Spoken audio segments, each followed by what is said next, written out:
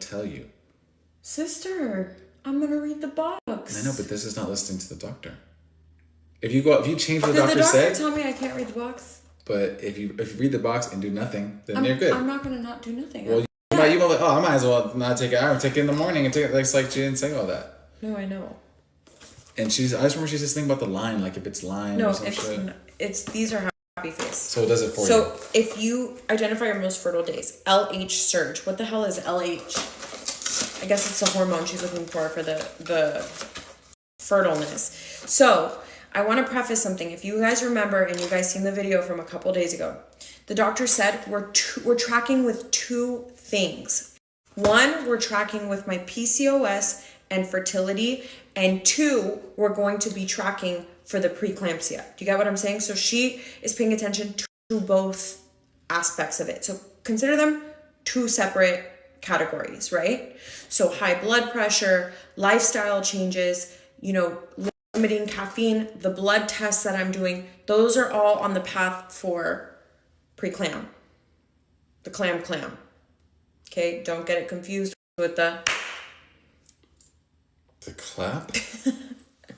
You get what I'm saying? So that's for that.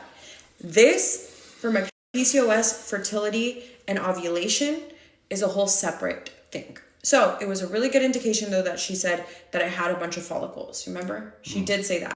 But she said since they were all uniform, that was an indication of the PES. What did she say? There's a new name for it. So anyways, this is going to check. We have to do 30 days of fertility so that she could see exactly when on my cycle I'm the most fertile. And today's going to be day 1. I probably should have started a couple days ago. But as always, okay, let's do it at this time every day then. Oh, did she say similar times? She probably should, and then starting today, what is today? Today's the 8th. August 8th. I think. I don't know. No, it's not. August 9th. Okay, 9th. August 9th. So we're going from 9 to 9. Yeah, 9 to 9. So it's 4:25. So we'll do it around this time. I'm going to go take this, and then we'll see if it is smiley or not. Are you excited?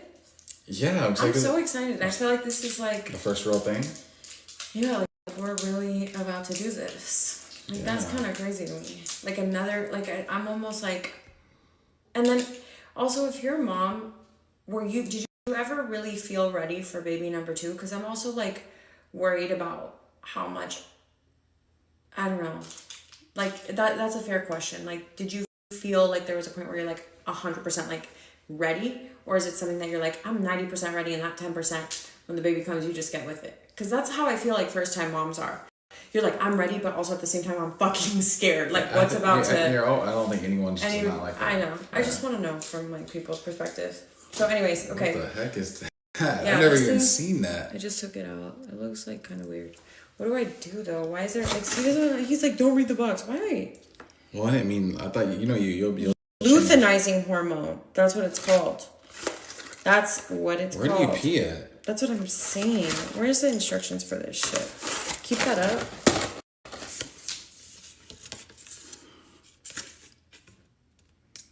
Oh, right there. Oh, okay, cool. And then I put it back on. Okay. Okie dokie. Thank you. That is a weird test. It's just different. So the doctor needs to know when... I'm talking to them. The doctor needs to know when we're ovulating, because that's just some important information she needs so she can work with us on getting pregnant, obviously. And, the pee storm is coming. Anyways, the doctor needs that information when she's ovulating because it's just important for us for planning our pregnancy and getting on with this pregnancy. So this is amazing because this is the first, our first real thing that we're doing. So I guess we'll just wait for the... Are you done? Yeah. But yeah, very excited. How long do we let it sit? How long does he let it sit? Yeah. Oh, there is lines on this one. Easy to read, clear. What does a line mean? What does a line mean? Yeah. It doesn't say that there's lines. Look. All right, what's happening? I'm just so... We did it all types of wrong. Oh, wait. So when you're ready to test, Remove the cap. We did this wrong. We might have to do it again. Okay. Remove the cap. Assemble the test. We did this all types of wrong. We did this all wrong. Hold on. So when you're ready to test, remove the test stick from the wrapping foil. Use the test stick right away. You put the stick in there. You put the end of that inside there. But before applying urine to the test stick, it must be inserted into the test holder. Oh, what? Yes. Oh. Find the pink arrow on the test holder. Line up the blue and arrow sticker with the pink. Insert the test insertion. What? When the test symbol is...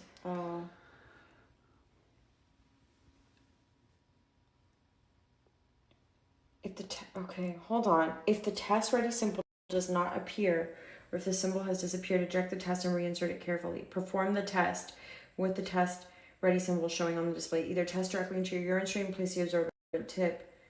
5%. Keep the absorbent tip pointing downwards. Or lay the test flat through the testing over.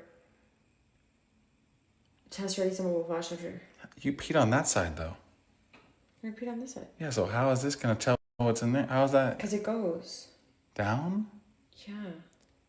See your results within 3 minutes. So we just wait now? I guess. Let's just wait. Done previously. If you've had work done previously, like liposuction in particular, you are not going to bounce back the same as other people. There has been fat cells sucked out of that area. For fat to go back there, like even when I was at my biggest, I definitely did have more stomach fat, but it wasn't a lot, if that makes sense. So I don't feel like I'm qualified to talk about this. And I think that, yeah, so that's number one. If you've had work done, you can't even speak on how someone should bounce back if they have not had that, because fat just does not develop in those areas as much. And then secondly, I feel like we should focus more on a couple things. Instead of thinking of this like snapback culture, which obviously, trust me, I was literally a whale with feet on land at the end of my pregnancy and even after. So I understand, like as a woman, how it makes you feel absolutely horrible. But what I will say, and moving forward, this snapback culture that I feel like is so big, we really need to kind of train our mind to combat those thoughts, because really how we should be like reframing our mind about this, and I don't mean to sound corny or cheesy or somebody coming like from somebody like me, but I promise you with my next kid, I'm going to do this. We need to really prioritize the fact of, number one, acknowledging the fact that you just made a child. Like your whole body just created a human. So you need to be gentle on yourself and easy with yourself. Number two, I think structuring it in a way of getting your steps in, and also, just really eating healthy, prioritizing your hydration. Like those should be the main focuses. I feel like the first 6 months after baby. And even then, maybe 8 months for some people if they have really bad mental health problems, postpartum depression, postpartum anxiety. Then after that time, I feel like you should really allow yourself to lock in and be like, I'm not fucking playing, bitch. Like you got to get right now. You got what I'm saying? So my best advice is, and also I'm like the worst to talk about this, because after my blood pressure medication made my supply go down, I literally started taking tirzepatide. And it obviously was for health purposes too, but like, I'm not qualified really to speak on this. So I would just say this next pregnancy that this happens, hopefully I do not blow up like a whale, but if I do, that's fine. I'm giving life, and I'll just be a lot more gentle on myself, and I'll just honestly feed myself a lot more nutrient dense meals. I'll be more gentle, keep on my hydration, and really get steps in. I feel like steps is crucial. And low impact exercises for me personally have been way more beneficial in the long run than super intense HIIT, especially with our hormones after a baby. So that's my advice. I know it's not like the probably answer you really want. Does Sophia's PCOS affect her at all? What does she do to manage it? So PCOS, for me personally, it actually has gotten significantly better after the baby in terms of like, I don't know, I guess just in the aspect of my regular cycles. Like I get my period extremely frequently. From before, it was not like that. Like I didn't know when it was going to come. It could be every 29 days to 45.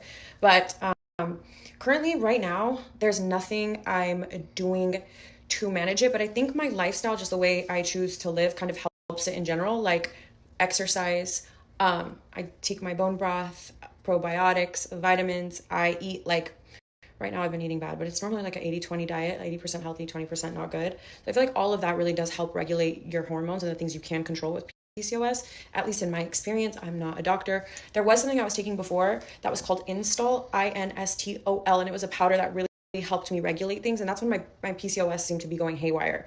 But that's really all I do to manage it currently, and I really don't know other ways to manage it because I haven't looked into it recently. That's what we talk about the doctor's office, right? Your PCOS. Yes. But I didn't realize that she mentioned like 4 things that like you have that she's like those are all signs of that. Which was like acne after a certain point, pain during sex at a certain point. Facial hair, which I do have. I have like one little hair that grows here. Crazy. Like actually 2 right here. And my mustache, guys, when I tell you it's close, yes, like it's giving this. If I don't manage that motherfucker and cut that shit down, I will end up looking like this. So she said that, and then also the lining in the eggs. Remember the pearl necklace thing? Yeah. So that's kind of the way I manage it, really like lifestyle and being as healthy as I can be. And I did take Instol before, which really helped. Some people, like I've had doctors recommend me birth control. Personally, for me, I just could not take a pill with any type of anything because I probably would kill somebody. Like I don't do well with stuff like that. Like mentally it makes me, I wouldn't actually kill somebody, but mentally it makes me just go a little nuts. So I would also ask your OB different ways to manage because I haven't researched that recently. I will say after the baby though, my fuse, and you could agree, is short as fuck. Right? No, like my tolerance for shit is just like at a negative. That's a sign of PCOS? Maybe. Or it's a sign of motherhood and a lot going on always. If the world was ending, what would your guys' last meal be? Let's do 3. Like you get 3, I get 3. Okay, go. I'll go 1, you go 1, we'll go back and forth. Okay. My number one choice for me personally, my last meal is going to be a surf and turf steak seafood situation. I'm talking about a Wagyu steak or some type of great quality flavored seasoned ass steak. This guy's bougie. Cooked medium with a lobster tail or crab legs, something of that, butter, just all the seasonings on that with the butter and everything, plus like a mac and cheese, plus like a nice potato type of thing. Like a baked potato? Or mash. Or like, okay. Ooh. Well, all of that with like a salad at the end. Like that whole meal? That surf and turf style meal is my number one go-to, probably like the gassiest thing I can think of. Oh meal. my. Now you go. Then we'll go one for one. Okay, for sure Benihana's with the ginger sauce and extra hot mustard. Bomb. I'm gonna do a steak and shrimp. You're getting your Benihana's meal. Yeah. Okay. Benihana's, extra ginger in the hot mustard sauce. I'm gonna do a steak and shrimp with veggies. So you just said I've been dropping fried the whole rice. Can you let me continue? You said steak and shrimp. Your seafood steak. But it's It's giving familiar. It's giving familiar. What? Oh my! Yeah. You're a girl. Do you have PCOS? It's giving familiar. Are you close to your menstruation? Okay, go. It's giving. Okay, go. Anyways, the veggies. Love the veggies from there. Can we go tonight? That'd be bomb. Let's take the kids and go. To Benihana's? Yes. They would both love that. Maybe. That was a no. I have to ask like 9 more times. I'm not gonna guess. Anyways, fried rice. That bomb. Second meal. No. Now back to me. That whole rant, I respectfully, I zoned out the whole time you were talking about. That was just one meal from you? That was one meal from me, one meal from you. You explained a lot.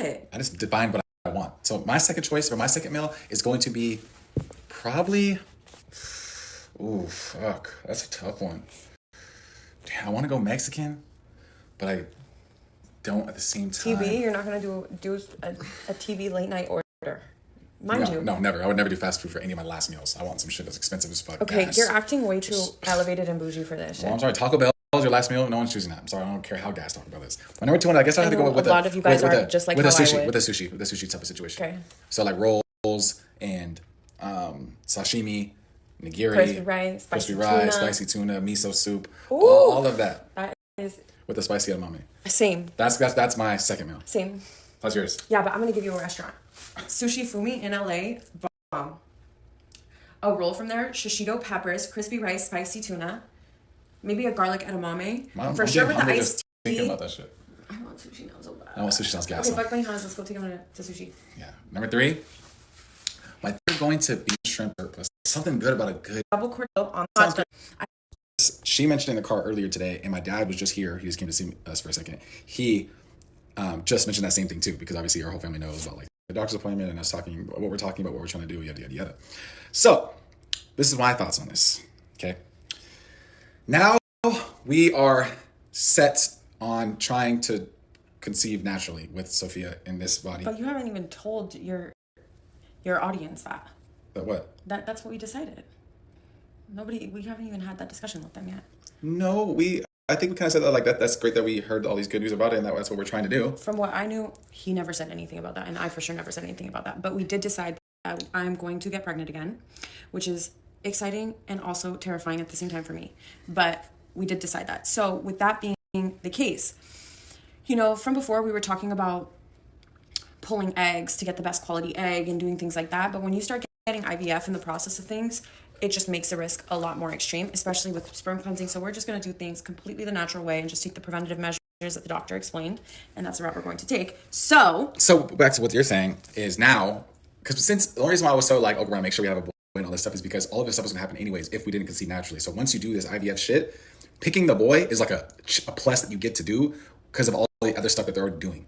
If you're not doing any of those things, just trying to choose the boy is just like super extra at that point. And like people don't usually do that just for that. So now we're back to natural route, and obviously doing all the things we need to do to ensure that, you know, full-term pregnancy and all this stuff, right? In terms of how we are connecting ourselves with our health and the stuff that the doctor is going to help with the process starting like now, right? So now natural way means that you are like, back to obviously just hoping that you have whatever gender that you have. So that's what we're going to do. So now I just have to pray real hard. I got to look up all of the positions that you're supposed to do to ensure that you have a boy, because they have these, you know, they have those things. I'm going to try all the wife's tales that it says that you can do. No, real shit. Like it says, like there's things you could like eat, there's things that you could do, movements, positions that the insemination needs to happen in to make sure that you have a boy. To me. And I'm just praying for the best. To me, and I know to you, even though his preference is a boy, happy and healthy baby, obviously, I do not have a preference right now because I'm going to have 2 more kids, not just 1 more kid. So I would like a boy in my lifetime. I really would, because I feel like I'm genuinely a boy mom, and I feel even more confirmed in that stance even after having a daughter. So yeah, so obviously healthy baby, I don't care what. So if it's a girl, obviously I'm not gonna lie and say like I'd be so stoked. Obviously you're happy because you're having a baby and you're adding to your family regardless, like duh. That goes without being said. But obviously I want a boy, so first I'm gonna be like, oh my god, another girl. Like, oh my, I'm gonna have 3 daughters. Most men don't have that. I'm a minority already having 3 daughters. My dad had 3 daughters. 3 daughters is crazy. With 1/2, like literally.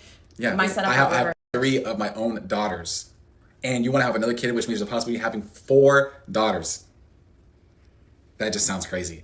And it's not because I don't love having girls, because I don't even having soul. And can you just keep shit real? Girls are dramatic. Like girls are drama. No matter what age, I've never had a boy, but what I have seen with girls, they're dramaed out, maximum emotional. But a daughter for a man changes your entire personality, though. Yeah, it does. It makes you way different. If you just have a little boy who's just a little thug walking around, you're not changing at all as you are as a guy. I feel like with the girl, you're hella more patient. Mm-hmm. It's literally like having a miniature version of your wife in small version. It's character development for men. Having children, girls. Just kidding. Having children that are girls is character development for men. As a mom, I test your patience, and it also is a mirror of you, and you're like, damn, I'm really dramatic because I know I act exactly that same way. So I understand why. No, try it. Do it on your hand. Rock, paper, scissors. Yeah. Rock, paper, scissors, shoot on the third one. Rock, paper, scissors, shoot on the 4th. Okay. So we're gonna do a tournament. This is a tournament to change Santa's I'm not participating in a tournament. No,